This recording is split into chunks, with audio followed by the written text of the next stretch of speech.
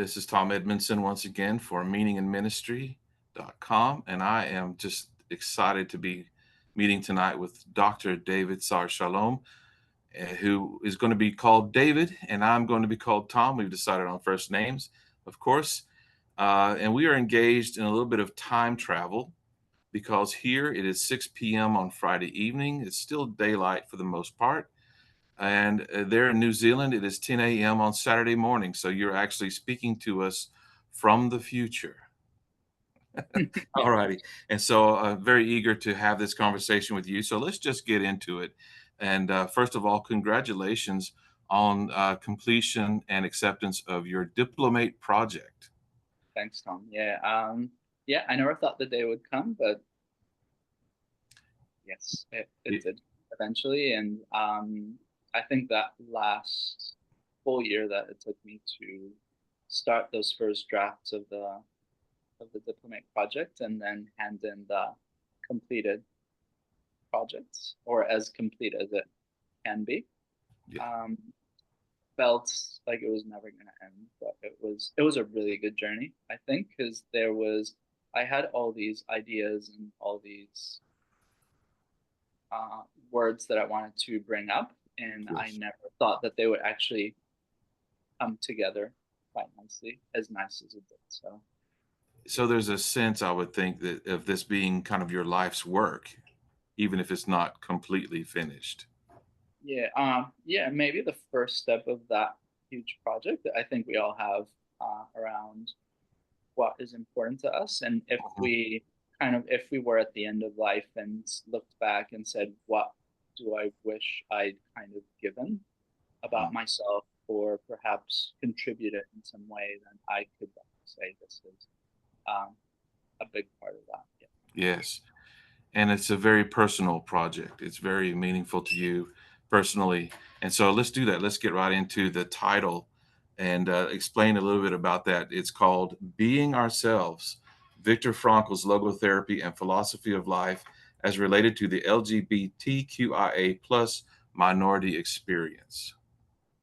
Very wordy and lengthy, but I think that's it. Basically sums up Yeah. the whole project, which is the first two words, "being ourselves," is actually the line from a poem that I read by S.M.A. Ranapiri, who's a queer Indigenous poet and artist here in New Zealand.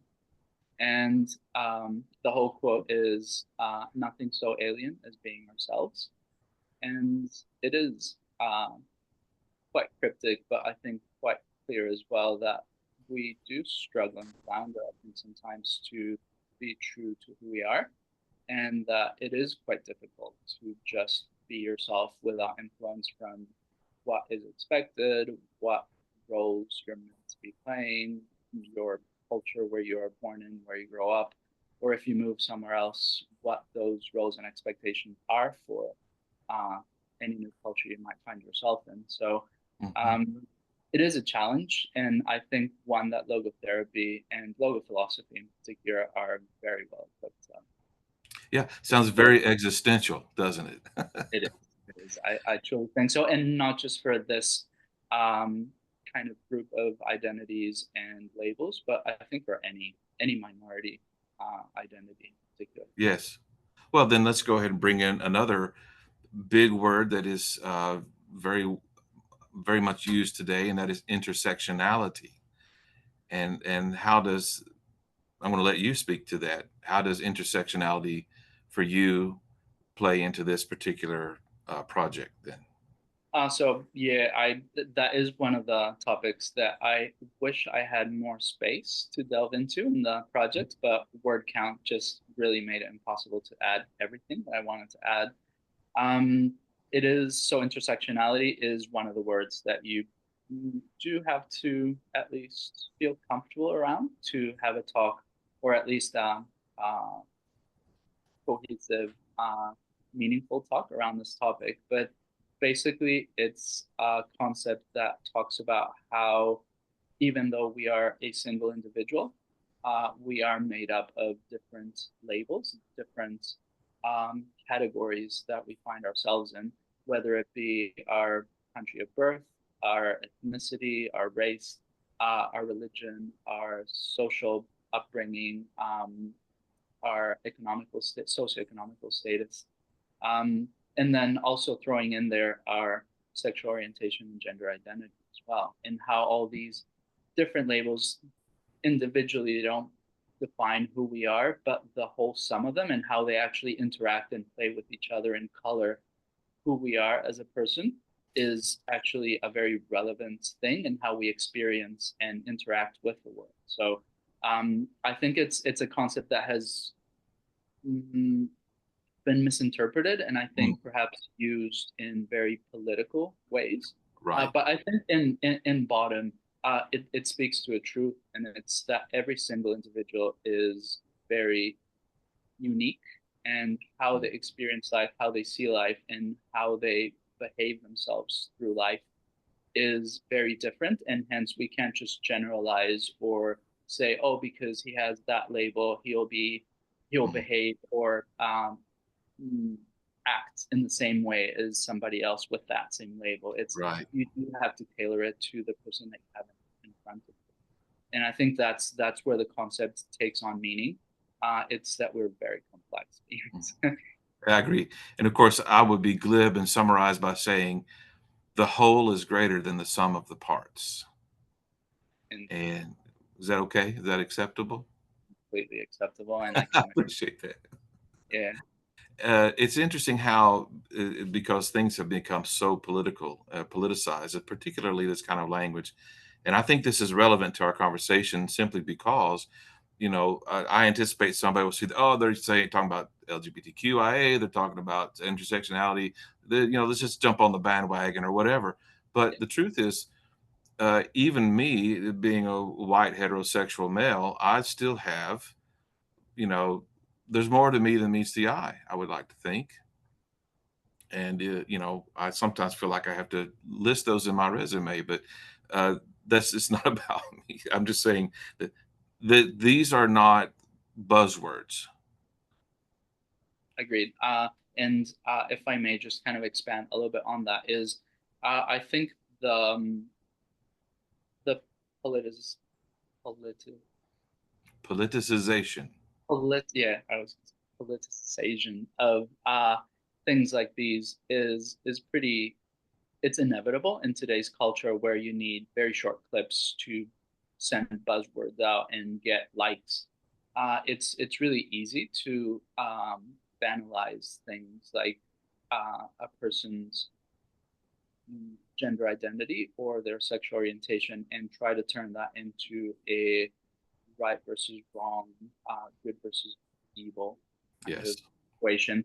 Um, but I would hope that maybe, hopefully, one of the goals of this project was actually to go a little bit beyond the language and the rhetoric that Mhm. builds up around it, whether it's a progressive project or a conservative project or a word that I hate, well, projects, because I don't think it carries an agenda. I did want it to be as uncluttered in language and untechnical in definitions Yeah. as possible, and also to go beyond what would be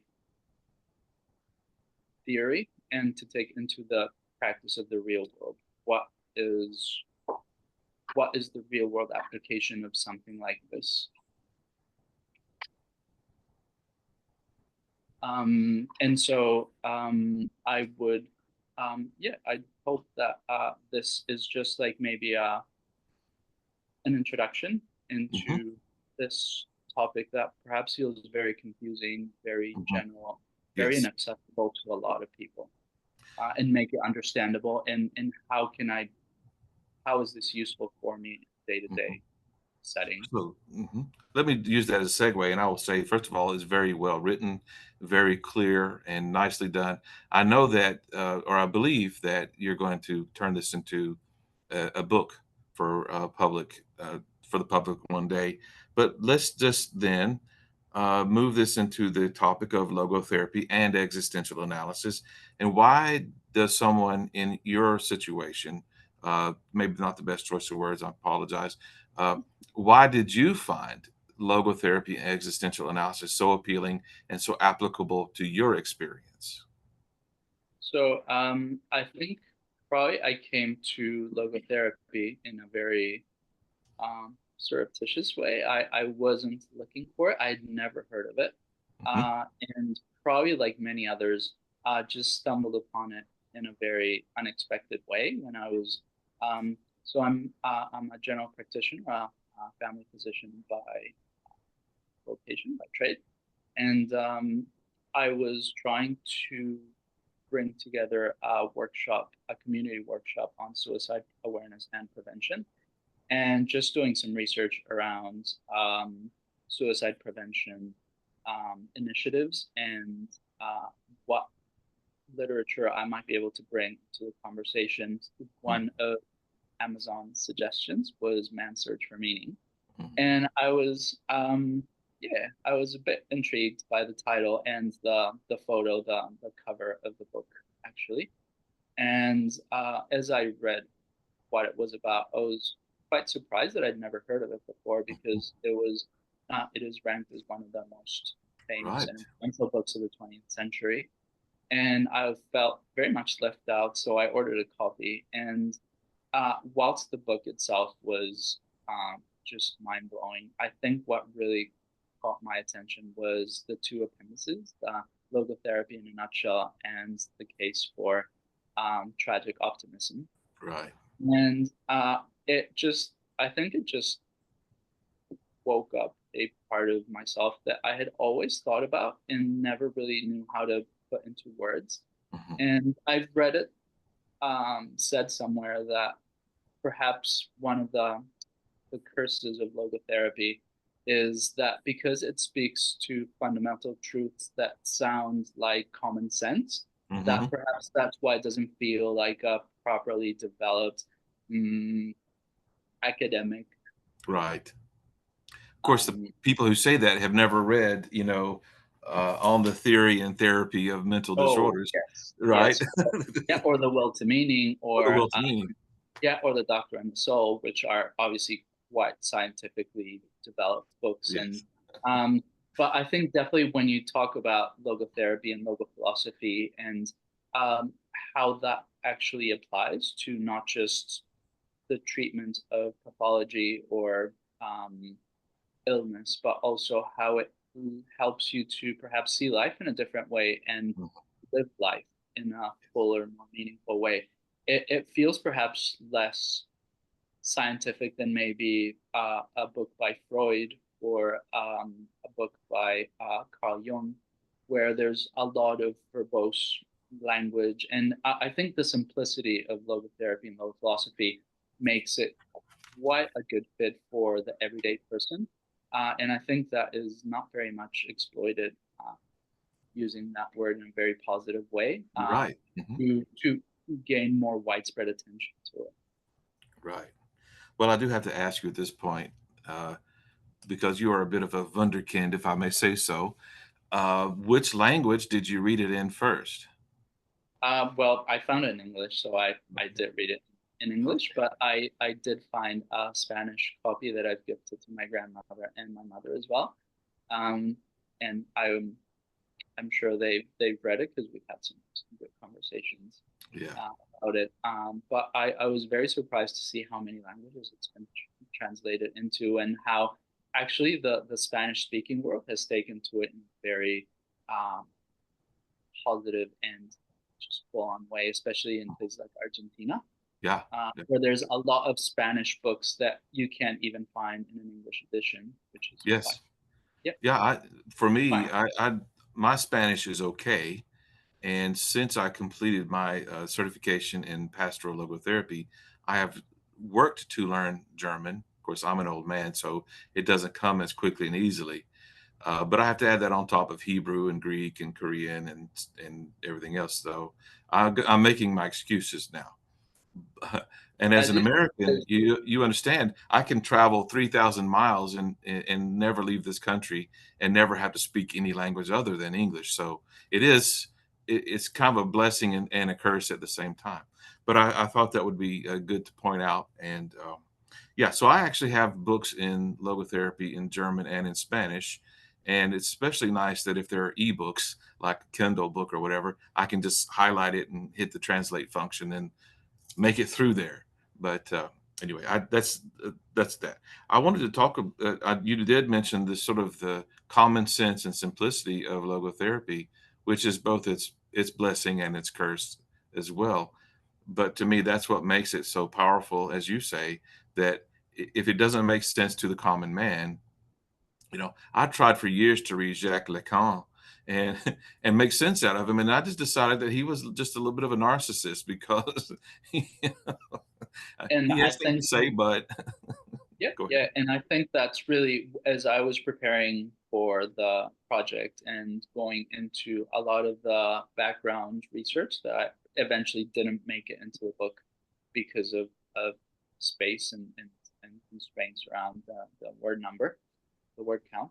Um, a lot of writings by people like Kierkegaard, Nietzsche, so the proto-existentialists, and then some of the existentialists like Carl Jaspers or Jean-Paul Sartre or Simone de Beauvoir, and especially somebody like Martin Heidegger, Mhm. who was quite friendly, in quite friendly terms with Viktor Frankl, Yeah, despite um, yep, beliefs and yeah. experiences in life that it is very complicated to delve into these philosophers in particular, because it does seem like part of the allure of philosophizing is to make it quite impenetrable to Hmm. people who are not initiated into Right. philosophy. And so I find it really challenging as somebody who's not studied philosophy as a formal discipline or done any philosophical studies until I came across um, logotherapy, and then how this perhaps encouraged me to perhaps pursue when I read about a quote from a particular philosopher and say, oh, I wonder what the original context for this was, and just go to that original source and try to go through it. So I do warn in the project that I'm not a professional philosopher and I'm not a philosophy student. So um, I am hopefully haven't made too many blunders in terms Oh, of well, simplifying some of I, the I concepts. I doubt that anybody would accuse you of that. Perhaps if you didn't have that disclaimer, people might have thought you were a professional philosopher. you know but to me, philosophy and theology too, which is my original field, are in many ways insider language. Once you know the vocabulary, you can move around in those circles, and sometimes you learn the vocabulary and you're thinking it really wasn't worth the trouble. It just depends on what it is. But let me bring this back into your specific area, which is applying logotherapy to the LGBTQIA community, just by saying, in regards to everything we've discussed already, logotherapy itself is intersectional, and anybody who comes into this is going to be hit with scientific language, medical language, psychological language, and theological language, even though sometimes they deny it. And so it's all there, and that also makes it appealing. But let's talk about now, um, in terms of logotherapy's anthropology, soma, psyche, and nous. How can you relate each dimension to human sexuality? And by sexuality, I mean, you know, gay, straight, lesbian, whatever, not intercourse. Yep, yeah, yeah. So I actually found a very excellent answer to that question as I was reading The Doctor and the Soul, Mm, uh, as Dr. Frankl was speaking about the different dimensions of the individual and how mm, the bodily dimension could be likened in terms of experiential values, in speaking mm. about love in particular, Nice. about how the physical aspect of a person could be equivalent or likened to the sexual kind of attraction part of things, where it feels perhaps as a more animalistic, more basic part of sexuality, which is, yes, who do you sleep with, who are you Mhm. attracted with Right, right. sexually, um, and then the psychic. dimension of the individual, and how erotic love can be the kind of the counterpart to this, or the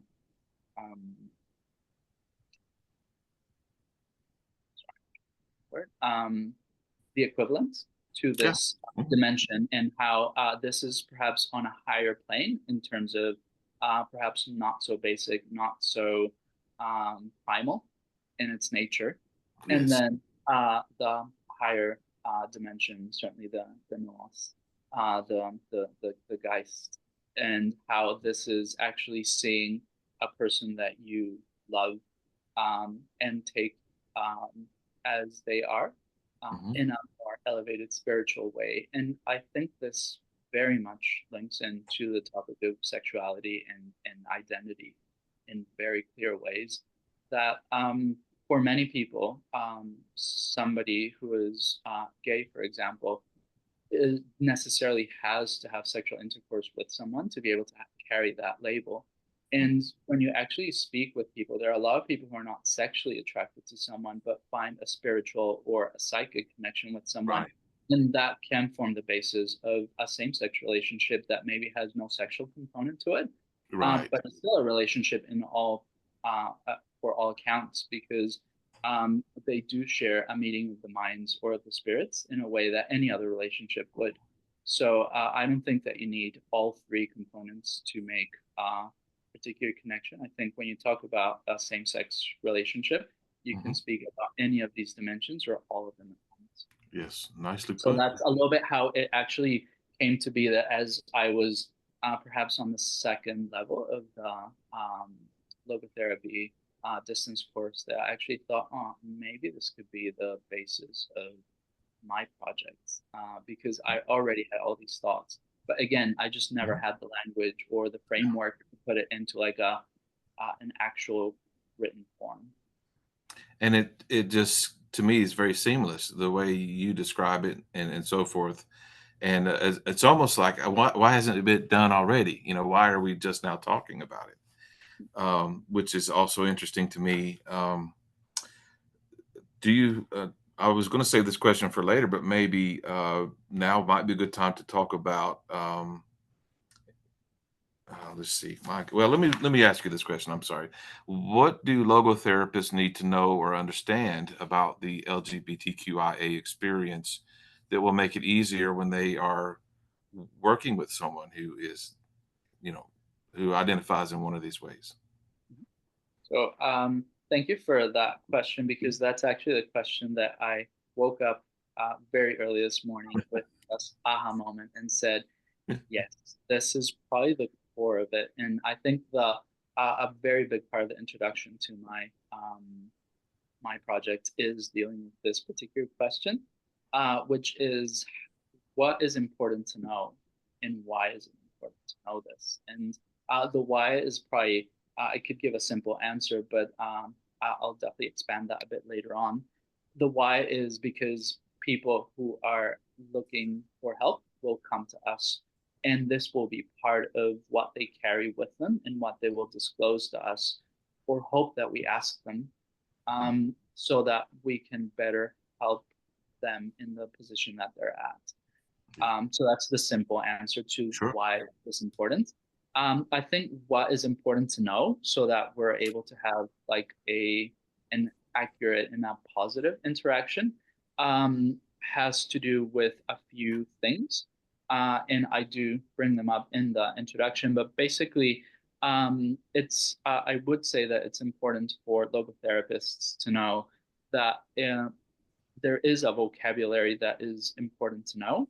So, and that is probably the first thing that puts people off. They see this acronym of different letters, a plus sign at the end of it, and it's like, how do you even get into this? What is this all about? And am I going to make a mistake if I talk about something?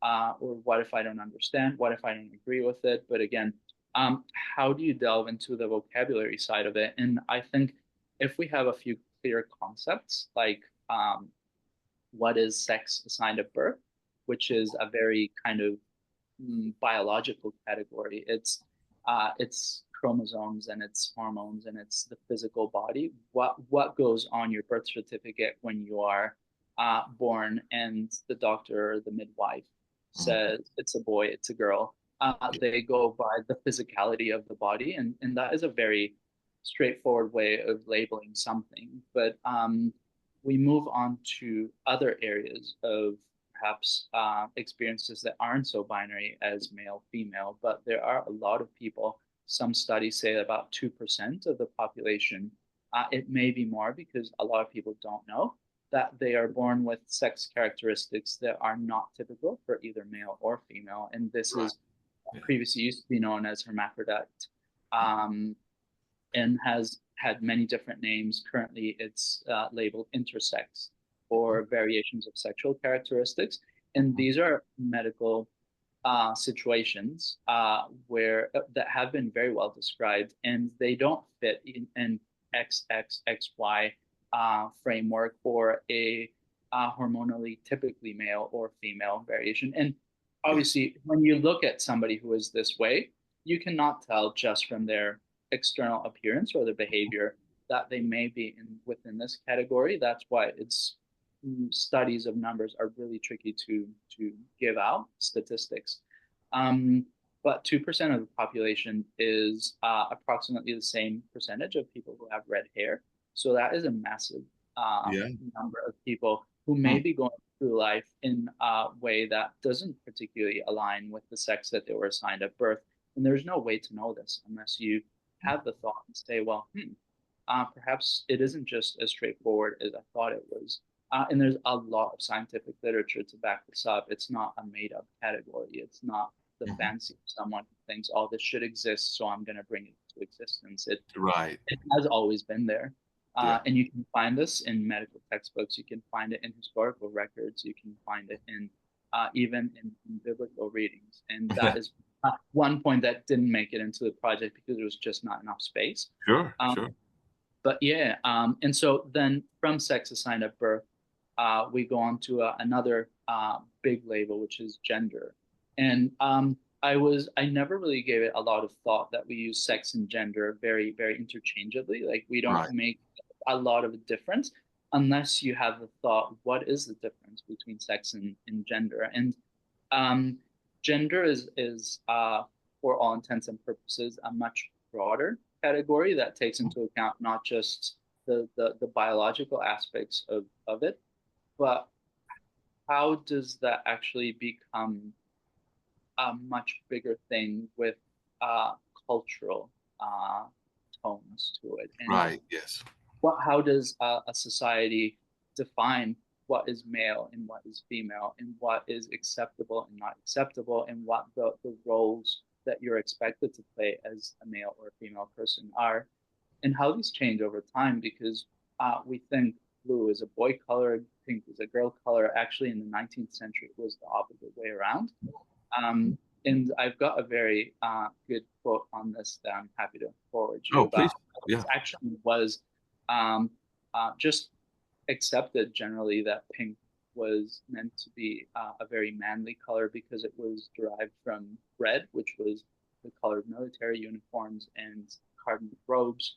And blue was the signature hue of the Virgin Mary's mantle. And it was not a controversial thing to have this in public. Now we think it's always been this way, and we assume that there's things that are just for boys and things that are just for girls, and that limits you in so many ways. I think we've all heard things like only males can be doctors and only females can be nurses, and I think that just obviously it has its use because society is meant to be as uniform and as kind of we're all walking together towards the same goal mindset. But I think it really limits those individuals that don't really conform to these norms. And it makes existence for a lot of people very, very complicated, very difficult. And I think that identity of gender, who we know ourselves to be, is a pretty big category that we don't particularly ask about when we have somebody in front of us. So gender identity would be what that internal sense of myself is, and it may very much align with the sex that we're assigned at birth. And so a fancy word like cisgender identity comes into play, where there is an alignment, there is a congruence between that biological factor and the psychological image that we have of ourselves and who we know ourselves to be. And then something like gender expression, which is perhaps how we show and manifest this idea of ourselves to the world in ways like our behavior, our dress, use of compliments, makeup, hairstyles. And that sometimes we may express an idea of ourselves in a very creative way that perhaps has nothing to do with our gender identity or our sexuality or the sex we were assigned at birth. It's just a way that we have of saying, this is who I am and this is what I like. And I think that we do fall into a lot of assumptions around, oh, if somebody's wearing long hair, they must be this or that, or they must like this person or that person. And that is a tricky spot that I hope logotherapists and I think all of us in general can avoid, is you don't really know who the person you have in front of you is until you ask them and say, what does it mean for you to wear this dress? What does it mean for you to express your identity in these ways? And so having that curiosity, I think, and asking about language and the way that people use the vocabulary to talk about themselves is a very important first step into making this meeting of minds work, especially for a group that is perhaps not as well known as other minority groups. Sure. Yeah, and then going into the intersection of all of these things, like how do they overlap? How are they different from each other? And again, it will probably be very different for each person.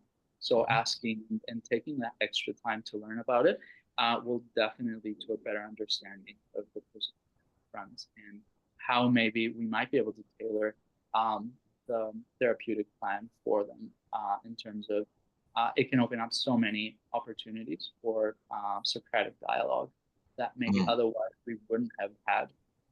And just making these open-ended questions, what does it mean for you? Can you tell me more about this?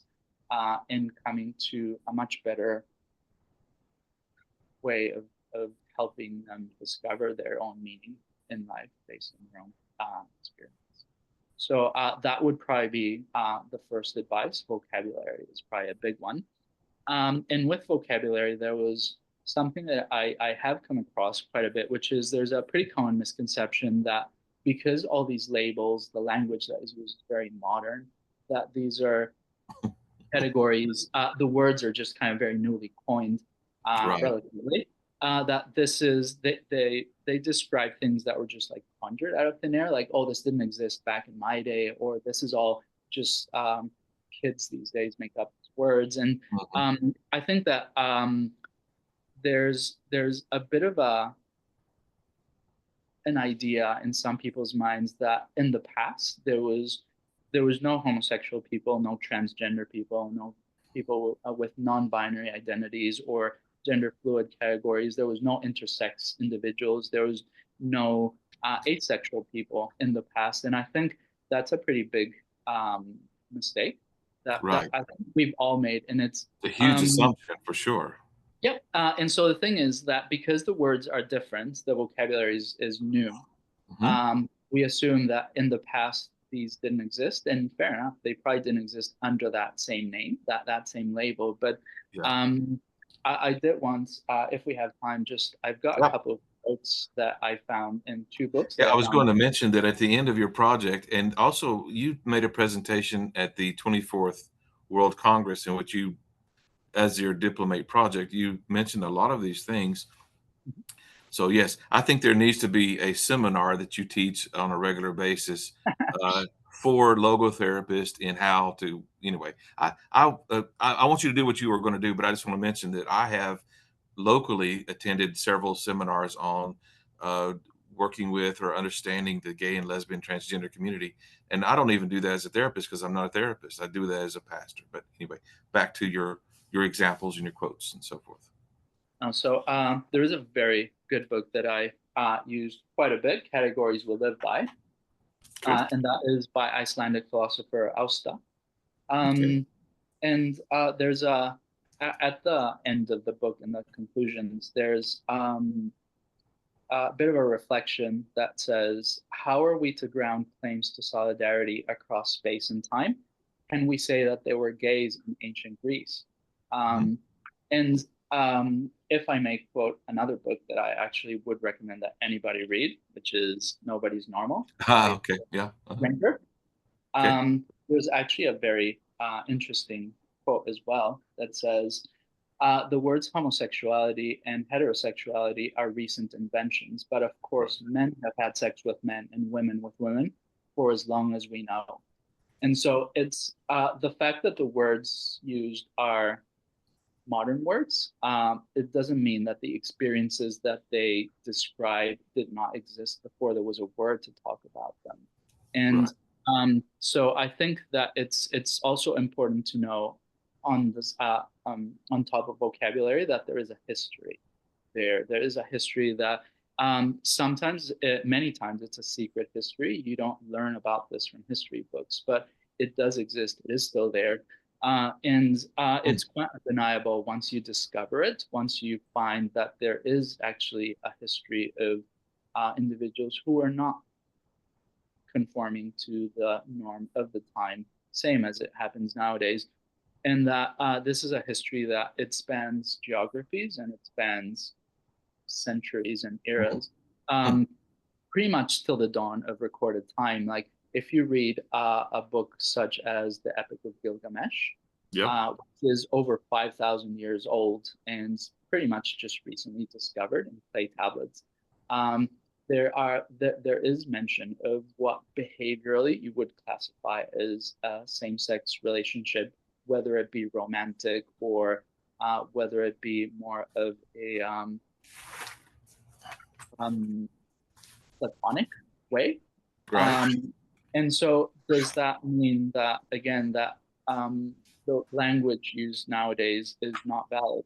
It's valid because it reflects our current understanding of it. But I think people over time understood their own identities in different ways, and Mhm. certainly spoke about it in ways that resounds and are very much an echo of what we do use today as language. Um, so I think also just acknowledging that we are talking about identities that have a very clear and well recorded historical um, record is really important and essential to understanding that this is not just flight of fancy, modern mind. It does have very deep roots that go way way back. I'm glad you were not distracted because I didn't plan on doing this, but I decided to get out the Holly Bible here, and and mention a passage in, of course, in the Christian Bible we separate First Kings, Second Kings.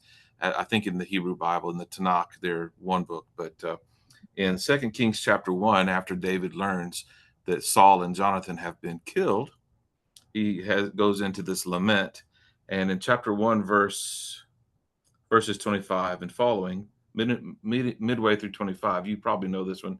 Jonathan lies slain upon your high places. I am distressed for you, my brother Jonathan.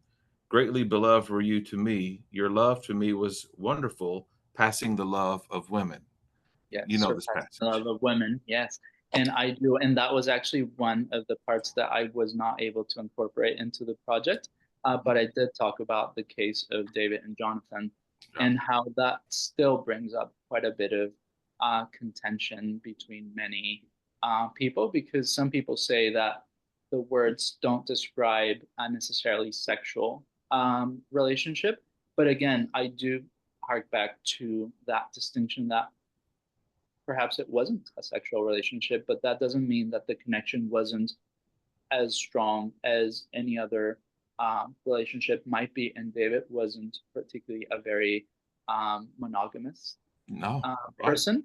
No. So why would it be impossible or um, quite difficult to consider that maybe their friendship was a bit more than just routine friendship? And I think the use of words such as "your love," my love for you was higher than that of women, might not express a deeper type of friendship or relationship as well. So again, it's the language used might be a bit misleading if we try to equate it with today's language. But I think the idea behind it and the concept is very much the same. It was the friendship that very possibly had some deeper meanings, and there's a lot of academic uh, study around this as well that I'd be happy to Yes. forward on. So Richter Norton and a few other people have done quite a bit of research around Mhm. the case of David and John, Oh, yeah. which I Mhm. found fascinating going over. Um, and also, I think if we go by speaking religion in terms of um, Islam and going to the poets such as Hafiz uh, and Rumi Mhm. in medieval times, then there's quite a lot of indication that it's not just in Jewish lore that Mhm. this was considered perhaps a theme or a topic for discussion or development.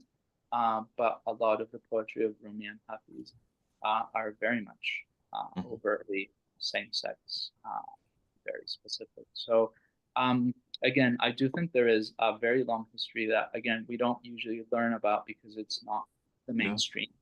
But there, thankfully, nowadays we do have access to perhaps less well-known sources of study, and I would hope that that could be perhaps a foot in the door for learning a bit more Yes. I mean, it really, to about. me, it really highlights one of the problems that we deal with. Um, to me, when we talk about the body, the soma, the mind, the psyche, and the spirit, the night, the geist, the nous, whatever. It's interesting to me that there are people who want to focus on one or the other, or they want to separate them. But the, to me, true logo philosophy considers them all to be a holistic, or just say a whole and a continuum. And to separate one or to isolate one element is wrong and does not line up with the thinking. Anyway, I think it does. It underestimates the value of the whole person in that we are not just one aspect. We are not just our bodies. We are not just our minds. We are not just our spirits. We're a combination of all these things, and that it might be that we oversimplify things because it's a lot easier to understand things when you break them into smaller bits. mhm, But then the art of putting it all back together and then seeing how that plays out in the real world is really the art of human interaction. But I think of logotherapy in particular, mhm. what makes an individual unique and what particular contributions can they bring into the world that nobody else can. So I think that is where experiences like minority experiences come into a very prominent role because how you experience life with the lens of those labels um, will certainly make your contribution to the world a lot richer Mhm. than if you had to have those experiences. It's a very painful experience many times, Mhm. um, but I think it only makes it much more valuable that from something that is potentially quite tragic, you can bring something so beautiful into being. Very much so. Were there any other terms you wanted to review in that Mm, previous section? Yep, very briefly. I think in terms of historical discussion, there is a historical overlap between the life and the times of Viktor Frankl and also um, the consolidation, the nascent recognition and consolidation of what would be gender and sexual studies as well, in what was the Mhm. Austro-Hungarian Empire, the Prussia, Hanover, and then obviously the German Empire, Weimar Republic, and Nazi Germany as well Yeah. that and if we trace back the history of people like Karl Heinrich Ulrichs and Magnus Hirschfeld, and Mhm. again, I highly recommend this book, The Hirschfeld Archives. Okay. Right. Um, if we, because I do talk a fair bit about Magnus Hirschfeld, who is both Jewish and gay, um, and ended up having a not so good outcome after the rise of the Nazis in Yeah. Germany. Um, and I think that the shared experience after Nazism of uh, being minorities of all kinds, but particularly Jews and sexual and gender minorities, having that shared suffering of the persecution and the concentration camp internments. I just Paragraph wanted to one. display my hashtag blue square while we were having this conversation. Yeah, it's a lapel pin I wear on Sunday. Sorry for the interruption. Oh, thanks, Tom, for that. I think that shared history of uh, a very dark time in history makes it quite relevant as well. The combination of these minority groups under the lens of logotherapy and logophilosophy because of that shared history. And finally, just two more concepts. One, intersectionality that we've already brought up, but also the theory of minority stress and how the experiences of things like stigma, discrimination, and violence help shape the experiences of minorities over time. And how that can lead to either illness or it can lead to the opposite, which is resilience. And how Mhm. can we foster that balance to tilt towards the resilient side? So I think logotherapy has a pretty big role to play Yeah, in that, in making sense out of um, misery and turning it into something positive and awakening that discovery, that meaning discovery that is the core of what logo philosophy and therapy are. very nicely put. I have to apologize for not remembering the author. I was working through a book in Italian on counseling, and it's a gentleman who does logotherapy as well. But he used a term that was new for me, but it keeps popping into my mind as we have this conversation. The word is exopathy, and I don't know how well this is known because we talk about the difference between sympathy and empathy. Sympathy is I I think I've had the same experience, so I know what you're feeling. Empathy is where I try to understand what you're feeling. But to me, exopathy means the ability or the effort to understand the experiences of those who are other than who you are.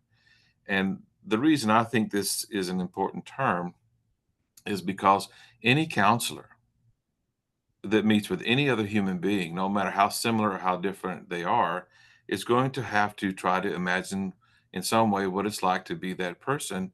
And when we look at it through the lens of intersectionality, it doesn't matter if you were born and lived on the same street, the same culture, the same religion, or whatever, there are going to be things about that person that is different. And so it is important to be able to relate to all kinds of people with whom we have very little in common. And so that's why I think your project is so very valuable in that regard as well. Um, I guess what I was going to ask, and maybe we've kind of discussed this already. I'll ask the question, and then you can decide how to answer it. Um, what obstacles do you encounter when discussing logotherapy in terms of sexual identity and gender expression? And do you think that, because I suspect, and I'm just going to be renegade here because I'm not connected to anybody. I do think that there have been people in the past in logotherapy that have sponsored things like conversion therapy and so forth. So how do we, of course, I don't know that those people are still living, but I do think that there is that. So how might you attempt to change such a person's perspective by using the principles of logotherapy? I think thanks for that question because um, it actually brought to me as I was doing, I think, the second or the third course of the Institute of Therapy, that there was in one of the final sections of The Doctor and the Soul, there is a very brief discussion of same-sex attraction, homosexuality, and it is not referred to in very pleasant terms. Mhm. It is basically discovered as the uh, uh, pathology that needs addressed by psychological approaches. Mhm. And in another of the handout courses, there was a case study of a particular child who was brought to a therapist because the parents were concerned. The child was adopted, and the adoptive parents were concerned that the child was exhibiting kind of interests that did not align with their gender, and how they might be able to help them because they were concerned about what the neighbors or the people around them would say, would and how he would be viewed in general society. And I was a bit put off that the advice from the therapist who did the consultation was that the father should take a more active role in showing him, taking him to do manly things and showing him what a true man was like and what they did do and didn't do. And that sounds very much like conversion therapy, which is trying to modify a person's identity or behavior to suit a particular role model of what it is expected to be. Um, and the outcome of that was that the person supposedly went back to a more um, acceptable uh, role and behavior. So I have come across a bit of what you say in this question, but I think if we go back to the core principles of Mhm. logotherapy and what the philosophical bases are, um, is you don't need to agree with a person's viewpoint. In fact, you are not meant to bring your own biases, prejudices, beliefs into a consultation because you Mhm. are there to facilitate a meaning discovery activity. You are not there to tell the person what they should do. You are there to make them think about what they think they should be doing. So Yes. I think if we go by the principles of the practice of logo philosophy, of logotherapy and its philosophical basis, you would be doing them a disservice by suggesting that they should do this or they should do that. I think you don't have to walk in the shoes of someone for years and years to know that they have had a hard time. And I think if we understand that it's it's their life, their lived experience, and um, we are there not to judge, but to actually help. That is always a good starting point Mm. for a good interaction. And I think it is very much in tune with what logotherapy is meant to be doing. And then the other thing is you mentioned about sympathy and um, empathy as well. And I actually read a book called Humankind um, that talks about the difference, the difficulties really with empathy, that it becomes very difficult to try to imagine and to understand what a person's experience is. And that sometimes actually an excess of empathy can be a bad thing. And Sure. that perhaps a more important concept would be that of compassion, which is that you don't have to understand the lived experience of Mm. somebody to be able to be compassionate to them and Yes. to help them lead a better life by discovering the meaning of their existence, which again is very likely very different to my own. And by that, it doesn't mean that it's any less valid. It's just Yes. That's a great point. I love it. And it also brings to mind a very, if I may, a very Christian word, one that's not been very well practiced in my religion, but the word agape, which means a love, an unconditional love, and love for anybody, regardless of who they are. And that's the love that we claim that God has for humanity. But we can't be human if we can't express that unconditional. I almost sound like Carl Rogers, right? Unconditional positive regard, but it's more than positive regard. It could be your enemy that you are loving. and again, it's not an emotion. If they're on fire, you go put them out. If they're hungry, you feed them. And so that's a great point. Having compassion for another human being, and that's a noetic connection. Yeah, I think in terms of the toolkit of logotherapy and what the tools of the noetic dimension are, which was one of the very basic first Mhm, chapters of that first level mhm. first course that I did. Um, Compassion was right up there with other um, virtues of how can we manage things that come our way that maybe we don't feel able to manage, or how do we bring something positive out of negative experience? How do we put something positive out into the world? And certainly, I think compassion is, especially now in these times, a very big driving force that is very underused. Well, we certainly are dying for lack of compassion in our world at this moment, for sure. And not that it's ever been much better, but absolutely. Um, so you have some questions that I sent you. I have them more or less here in front of me. What have I overlooked? What else do we need to talk about that is not yet I don't here? think you've overlooked anything. I think the questions that you proposed were spot on. Like I could talk about this project for days or weeks even, and still not get to the end of it. And that's why, indeed, the idea of expanding that into a larger project is really Yeah. Well, in let's my talk head. about that then. So, I was going to mention you talked about the title being ourselves, and then the subtitle, which you mentioned is kind of long. I actually, uh, I'll usually tell people when you write a book, and not that I'm not noteworthy in that regard, but when you write a book, you want your title to be catchy. You want it to get their attention. It's got to be sexy. But the subtitles are what actually tells the story of what the book is about. And so, um, tell me then, now that your diplomate project is over, you are now Dr. David Sar Shalom, diplomate logotherapy, MD, diplomate, et cetera, et cetera. Um, so, what is next with this material? As I said, the drafting of it and bringing it together and then giving it a shape that made sense was very complicated and frustrating, as Anne Marie will tell you. We had a lot of conversations on, do you think I should put this in?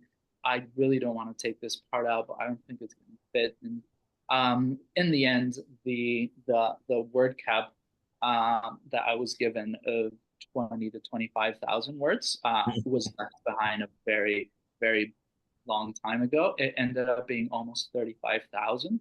And that was by taking out a couple of hundred pages that I couldn't fit in, because there's so much Yes. that. And it's also interesting and fascinating. There's stories going back about literature, about music, about geography, about anthropology that I wish that I could have put in, because they illustrate with examples what the main points were from the project. And again, I feel really annoyed that it couldn't happen for this, but then I feel excited because it obviously creates another opportunity, which is how can this perhaps be brought to a wider audience Mhm, outside of the logotherapy community, mhm. whilst always paying homage to how it started, which was, I think, if I hadn't found or had suggested Man's Search for Meaning in 2017 when I came across it, maybe none of this would have happened. And so I am very grateful that it was born in this very inclusive and very holistic environment, which is logotherapy and log philosophy. Sure. So I do hope to uh, bring out all the parts that just didn't make it into the project, Sure. and hopefully to start a conversation on wider issues as well. As you say, it's a very complicated time now where we see law projects coming up, trying to cut back on civil rights protections, and it's basically targeting the most vulnerable people. And so, how can a bridge perhaps be built so that it doesn't feel like there's this big divide between people who think differently or see life differently, and can there be an understanding that people who are different have always been around. It's not a new creation. It's not um, a made up existence. Not a It's trend. actually, no, it's not a trend, and it's Yeah. not a phase that people will overcome. It actually does more harm than good to think that way. And so, how can we perhaps contribute to better understanding and just, yeah, a more compassionate world, which I think is in the end what we would all like to see, or the majority of us would like to see. That is very One important. thing that sorry, Yeah. one thing that I left out, but that I would highly recommend, sorry, another book. All right. If you are interested in um, minority identities from a very understudied perspective, which is indigenous cultures. So Yes. New Zealand, Pacific, and North American, Alaska Native cultures. A very interesting book that talks about also how different cultures within kind of our own area of experience uh, saw human sexuality and identity, and how concepts such as a two-spirit individual Yes. could Yes. actually help to um, broaden our view, or our concept of what it means to be human. And I think the word spirit to relate to the lived experience of a person harks back again to logotherapy and logophilosophy, where uh, we don't just have a spirit or a geist, but we are that Yes. spirit, and Yes. that it is a spiritual journey that we are on, even though it's a very biological world that we live in. We do experience life through our senses, and that feeds back to our spirits. And so, um, I think we can find a lot of wisdom from just how other people have experienced this same situation in very different times and with a very different outlook on that. And it That, all comes back to everyone has a role to play, and everyone has a particular thing that they can bring to the world. And if we allow them that space and that freedom to be who they are and to do what they are meant to be doing, we will be making the world a much better place, because otherwise we're just depriving ourselves of the contributions of somebody because of who we think they should be doesn't align with yeah. who they are. And that's a very big loss, and it's always Yeah. been that way. When you look back at people who have left the world too early, or been taken away too early, to put it mildly, we always lament if they'd only lived a few more years, if Yeah. they'd only been able to create what they were meant to Sure. do. And that's such a big loss in Yeah. terms of humanity, that it's very, in my dedication to the project, that you can tell that there is a lot of rage looking back, that you say it's so unfair that this Yes. happened, and it shouldn't have happened. And so how can we keep it from happening Yeah. over and Alan over? Turing comes to mind, for example. I mean, Alan? Hmm. how would World War II have turned out without his contribution, or uh, And hmm.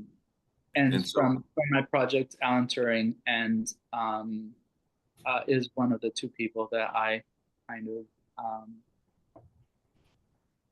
perhaps evoke out of history, and just try to bring up, like, how different would the world be if somebody like Alan Turing had not cracked the Enigma code and helped to win the war against Nazism. And again, not just for um, people like-minded to Alan, but also for somebody like Viktor Frankl, if maybe there had been a delay of a few more months in liberating the concentration camps. And then there was somebody else that I did want to bring up. I did not have enough time to talk about them in the the presentation that I did for the Congress back in October. But there was somebody else that I talked about, Willem Arendeus, who was a member of the Dutch resistance. Yes. Yes. Very much openly gay to his contemporaries. And I think very much one of the main reasons why he decided to join the resistance was the persecution that was being faced, and the fact that he was able to use his gifts as an artist to forge documents for Jewish people, for homosexual people, to save them from certain death, and then to be caught after destroying the archives so that they couldn't trace the forged documents to a forgery to allow these people to escape, but being caught and then being murdered. And the final words to say, let it be known that homosexuals are not cowards. Great quote. It is yeah, I'm sorry. I always tear up when I think about that, because it's nothing wrong with that. We had a very special conversation, Anne-Marie and me, when we were going over this part. And I think we were both in tears talking about it, because you don't learn about these things, and you think it is estimated that he managed to forge some 70,000 documents, and that's a huge number of people who probably benefited from the gift, the contribution of somebody who would otherwise have been probably cast away because of, oh, we don't agree with their lifestyle or whatever. And to think that we can't look at the intrinsic value of somebody because of these very banal things of who they are attracted to, or who they love, or how they see themselves and how they manifest their identity out into the world, is very unfortunate, is very unfair. And I'm grateful that at least some people manage to break past that and still be themselves and still bring something positive to the world. So yes, Alan Turing, Arnon Davis, and so many other people that we don't know about, but hopefully made a big impression in other people's lives and are remembered, if not in books, in memory. Well, of course, we have to mention Dr. Anne-Marie Neal. Otherwise, we'll be in trouble later on. But yeah, she was your advisor. She is my advisor, and I am working through my diplomate project now. And there's that. I would say that you are also courageous in this project, in these words, and I think that you have a great deal to offer. And I believe with all my heart that when people give you a listen, they're going to be moved and hopefully changed if they need to be changed, or encouraged if they need to be encouraged. And I taught world history for a number of years, and I took students to the local Jewish museum, particularly for their Holocaust gallery. I like to say Shoah, but a lot of people don't know. We say Shoah because it's a Hebrew word which means disaster, whereas a Holocaust is a burnt offering. It seems like a bad choice of words, et cetera, et cetera. But usually when I meet a survivor, I always want to be sure and tell them, God bless you. And of course, there's always sort of an odd response to that. But I'll say the same to you in closing this conversation today. God bless you, and thank you for what you're doing. And I know I have been enriched by it, and I know that many others will also be enriched by it. Thank you, Tom. I thank you again for reaching out that first moment that you did after the Congress, and for pushing me to go ahead with the study, even though I was floundering there for a bit and thought, oh, this is never going to be turned into anything readable. You and Anne-Marie were really good driving force for me. And I'm very, very grateful. Well, I appreciate it very much. I'm going to stop this conversation now, but hang on.